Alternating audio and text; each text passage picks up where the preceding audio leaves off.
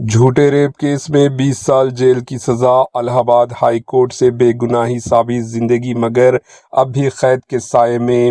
معمولی مویشی باندھنے والے یعنی جانور باندھنے کے تنازع پر نوجوان کو گرفتار کیا گیا اور اس کی زندگی کے قیمتی 20 سال قید کاٹی گئی۔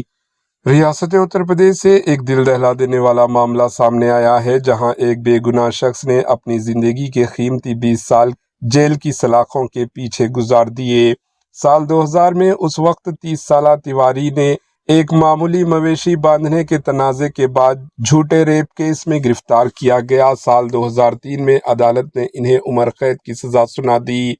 غربت اور وسائل کی کمی کے باعث تیواری اس فیصلے کے خلاف اپیل تک نہ کر سکے اور یوں تقریباً 2 دہائیوں تک جیل میں قید رہے۔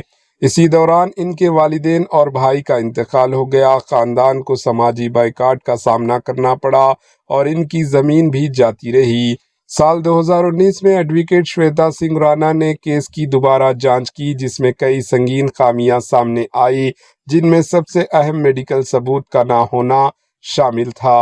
بالآخر جنوری 2021 میں الہ آباد ہائی کورٹ نے تیواری کو بے قصور قرار دیتے ہوئے بری کر دیا۔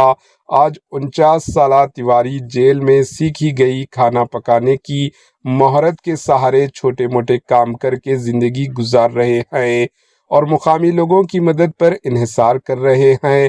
اب سماجی تنظیمیں اور انسانی حقوق ہیومن رائٹس کے کارکنان حکومت سے مطالبہ کر رہے ہیں کہ تیواری کو مناسب معاوضہ، روزگار اور باضابطہ کاری فراہم کی جائے۔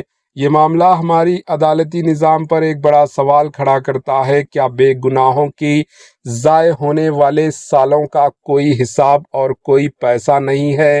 Bureau report, AHN news.